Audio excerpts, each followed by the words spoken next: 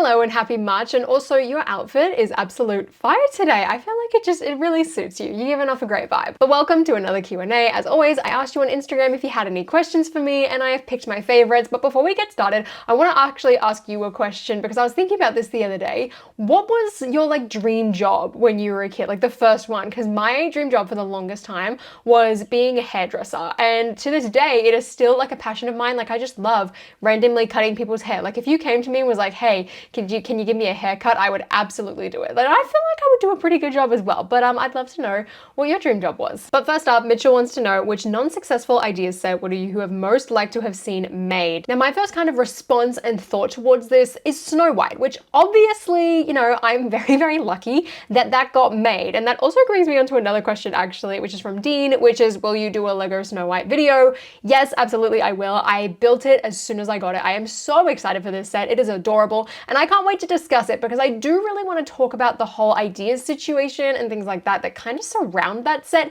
because it is a little bit odd and I even want to kind of say controversial to an extent. And I feel like that's something really important to talk about besides Snow White, because that did end up getting made. There aren't a ton that kind of popped to my head instantly. I mean, I would have loved to have, of course, seen my Monsters Inc. project get made. Like I really want a Sully Big Fig to add to my collection and just really anything Disney themed. But for the most part, I feel like a lot of the sets that have been rejected, there's not a ton that I'm incredibly hung up on. I guess the closest I would get would be Doofenshmirtz Evil Incorporated. I would love to have that as a set, but I also get why it didn't get picked, if that makes sense. Jeff Yu wants to know, how did I dive deeper into the hobby aside from collecting? I mean, for me, I always enjoyed playing with it as a kid, so it was always kind of stemmed from that. But as I got older, I really started to appreciate the building aspect of Lego. And it's really interesting to kind of look at Lego as a hobby, because you're right, there are so many different kind of niches and sections to Lego as a hobby that you can go down. I mean, surface level,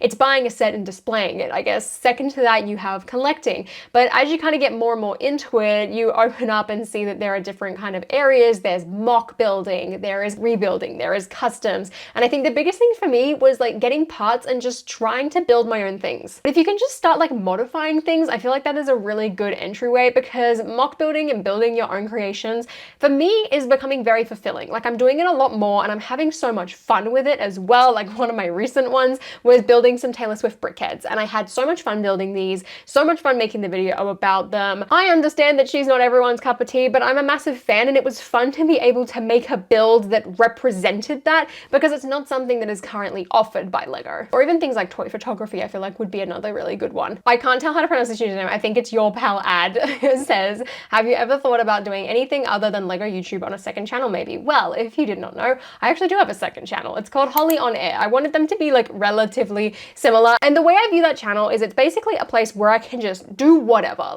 If I want to do a vlog, it can go on there. If I wanted to do a book video, it can go on there. If I wanted to do a fitness video, which I did actually do recently, it could go on there. If I ever for some reason become one of those people who's like, hey, I want to start a podcast, it will go on there. Anything and everything kind of sits on that channel. I want to try and upload to it once a month, but I've been a little bit slack, especially this month, still haven't uploaded to it, but it's really fun. I just love having a nice chill time over there. So if you want to see a little bit extra or see me do something different, that is on that channel. Speaking of YouTube though, Bronson wants to know, can a YouTube video from 2 years ago still earn you money if it still gets views? Yes, absolutely. So if you didn't know, I guess how people earn money off of YouTube, it is all from views. I know years ago, even I thought, oh, maybe is it subscribers that you get paid for? No, your amount of subscribers does not mean that you get more money. It's all about the amount of people that watch your videos. And also, I guess to an extent, how long the video is. So if a video is over 8 minutes long, people can put ads in the middle of the video as kind of an ad break.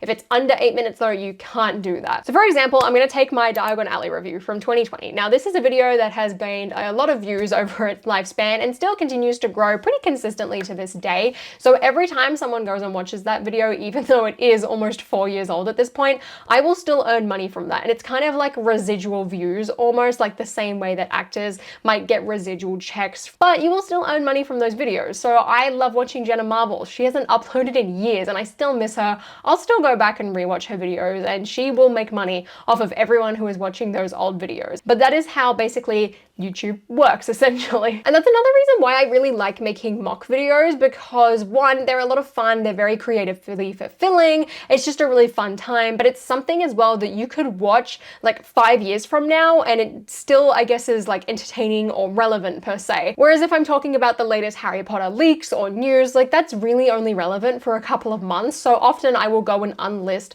old Harry Potter leak videos or news videos because it's just not necessary. Like if a set has come out or it's retired, why do I still need the news update from like 4 years ago? There's a little bit of backstory and insight into how YouTube works and also what I personally do in my own YouTubing life career.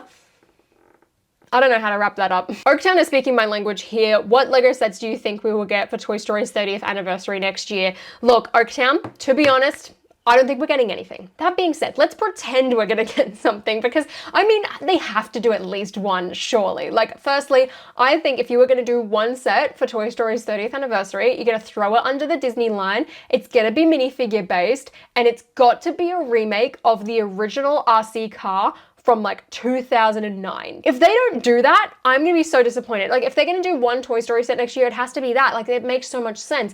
RC looks beautiful from that first set. The 4+1 was just, it was not great. But that being said, let's say they do a whole wave. I would love to see a Technic RC car, like a fully like wind back Technic RC car, or even like a large scale one. That would be so cool. And also it would be the perfect set for me to actually try out building a Technic set. Like I'm not touching Technic, but if you do an RC car, different story, I'm involved. I'd also really love them to do like the Woody's Roundup vinyl player and include like Bullseye, the Prospector, Woody and Jessie, so that they can all kind of like run. And imagine if it was like Technic motor as well, so it could like spin, or you could wind it or something so that the record would spin. Same with cars. Let's bring cars back, but just don't make it 4+. Like we have Duplo cars, we can have a couple of 4+ sets, but we also need like adult sets. Like think about how popular like the adult Lightning McQueen Crocs are. I am so sorry because I'm going to completely butcher this name, but the Archie Ingus wants to know if I'm going to be making a Tortured Poets album cover in Lego.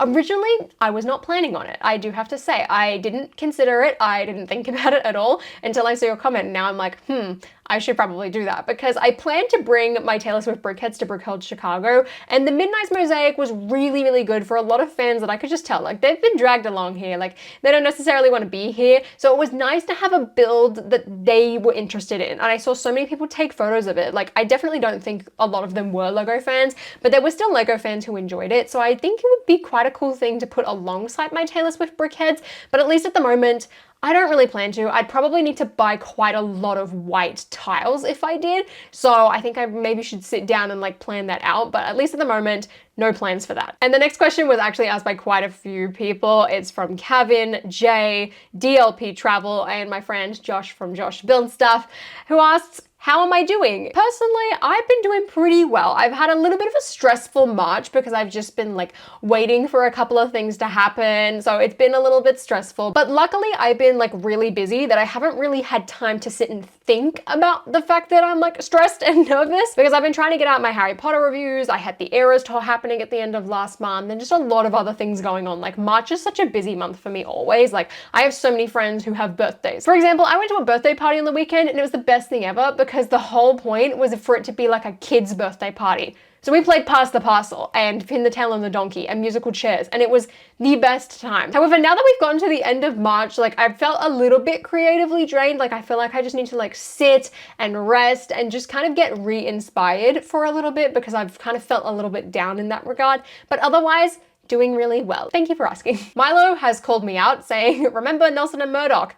How's that going? I'll give you a little update. She's alive and well. She is going. She is currently sat on my desk so that every single time I go up to build something in my Lego kind of pieces space, I have to stare at it and kind of be reminded that I haven't really finished the roof properly. I haven't made any progress, but I'm also not taking her down. I refuse to do that. I refuse to touch or pull any pieces from that building. It will stay in one piece and it will be finished. I just don't know when. I feel like once we start to get closer to the Daredevil Disney Plus show coming out, I feel like I'll start to get hyped again and then feel determined to actually finish building. Brick Trooper Dan wants to know, do I have any go-to companies for custom minifigs and accessories? Firstly, HollyOnFilm.com. Just kidding, but also not kidding. Some of the ones that I really enjoy, I mean, most of the stuff I end up buying from conventions half the time because a lot of the companies are US based and I just don't want to pay for international shipping. So whenever I go to Brickworld Chicago, I always check out Citizen Brick. I think they've got some really cool stuff. I have a couple pieces from K-Town, mostly because I thought that they would fit in with some Harry Potter stuff, but typically they're very medieval focused, so I don't really buy too much from them. I'm also a really big fan of Baggles. I don't own any of his custom minifigures, but I was very, very lucky in order to be able to get the Rebels mural, which I find fantastic. If you're a Star Wars fan, check him out, but he is on the higher end of things. I also really love Orbital minifigures. I have their custom PlayStation 5 Spider-Man minifigure, which is fantastic, as well as some like classic Throns that they did before they kind of rebranded. Their print quality is like immaculate. And then the last company that I can think of is B3. I have a couple of their like custom carbonite printed bricks. I find them hilarious, but Orbital minifigures, Baggles, and myself, we're all Australian, so just kind of prepare for that if you don't live in Australia. The Boy Wonder wants to know, what Lego figure variant are you still desperately wanting made? The rest of Padme's outfits. Jay Longy says, hey Holly, are you planning on going to Star Wars Celebration in Japan next year? I absolutely am, and I'm starting to get a little nervous because I feel like the tickets are gonna go on sale potentially in like the next 4 months, and I'm not prepared to spend the amount of money that I'm going to have to go to Star Wars Celebration in Japan in the next 4 months. Like, I've had a lot of big bills come through over the last couple of months and I'm not ready to go and drop that amount of money to go, but I really want to go. I've always wanted to go to Japan, and after they announced Star Wars Celebration being there, like, I thought this is my chance. Like, I loved going last time in London. It was so much fun, and I'm so lucky that like it just worked out timing wise for me for Star Wars Celebration London too, whereas Japan, I don't really have any family there, so I can't make it a cheap trip, but I've always wanted to go to Tokyo Disney and Universal and go and see Mount Fuji and Harajuku and the Pokemon Center and just really go and explore. At this point, I'm basically relying on a couple of my friends wanting to go too, but at the moment, I'm planning on going, but I just haven't booked anything, and I'm scared for how much it's gonna cost. So maybe the cost will deter me from doing it, but at least for now, I'm gonna go. If anyone is planning on going though, or has been to Japan and has recommendations or advice, please let me know in the comments, because as far as I'm aware, like, Japan and me, we're not very close. My parents went years ago, so I don't even know if they would have up-to-date information, so I need all the help I can get. Thank you. Filmed by Calvin says, I know you're no longer a Harry Potter completionist, but are you still hoping to collect all pre-2018 sets? At least at the moment, yes. Throughout my life, I want to have been able to say I have built every single Lego Harry Potter set. So for the moment, I have majority of 2001 and 2002. I definitely don't think I'm gonna keep all of the ones from that year though. I've got all of 2005, but then again, that was only like 4 sets. I'm definitely gonna keep all of those. I'm gonna keep my 2007 castle. There's no way I'm getting rid of that. When it comes to 2010 and 2011, this part of me that's like wants to get rid of a couple, but that's also the ones that like I grew up with and played as a kid, so it's really hard for me to want to let them go, so I'm probably gonna keep all of them. And then 2004 is always a year that I looked at and was like, wow, I really want all of that. So I think I'll keep majority of that one too. But definitely from like 2001 and 2002, I feel like I'll keep like maybe 25%. It's really just most of like the newer ones. By the newer ones, I mean like the modular castle system, plus a couple of other things like the Hogwarts Moments books, the banners, like buildable characters and whatnot. Like I don't need all of them. But in terms of the sets that they're currently releasing, like originally I'd planned to get rid of the Flying Fort Anglia. Not happening. I'm keeping that now. I'll probably only get rid of like the Forbidden Forest and that like tiny Hedwig build and maybe the Sorting Hat at some point. But the Forbidden Forest, like, I'm gonna hold on to that until the Aragog set comes out. So, you know, it's a little bit of a complicated relationship. I'm gonna definitely keep more than I probably should, but at the same time, at least I know that I don't have to have everything in my own head anymore. And then lastly, Henry, aka the Lego Dark Knight, wants to know what my favorite Lego theme other than Harry Potter is. At the moment, it's Disney. Disney, ever since last year when they did Disney 100,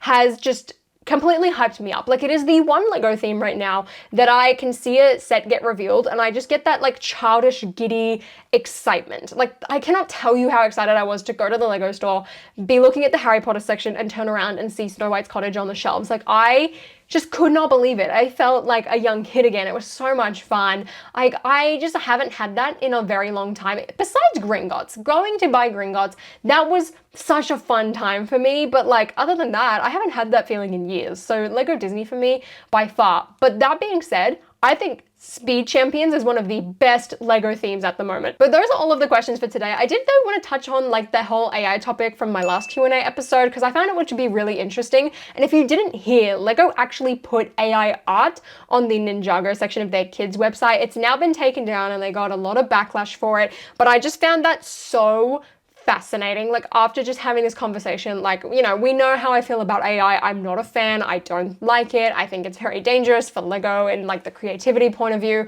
And also in terms of Lego posting it, it went against everything that they say they stand for as a company, which was really odd. Like, I just wonder how it happened. But yeah, I found that to be really interesting. So if you didn't hear about that, there you go. Jay's Brick Blog wrote like a really detailed article about it. If you want to check that out, I'll leave it linked in the description down below. But yeah, that happened. Otherwise, if you enjoyed this video, please give me a thumbs up. Consider subscribing to my channel down below and be sure to follow me on Instagram if you want to be a part of the next Q&A episode. But until next time, guys, I'll see you later.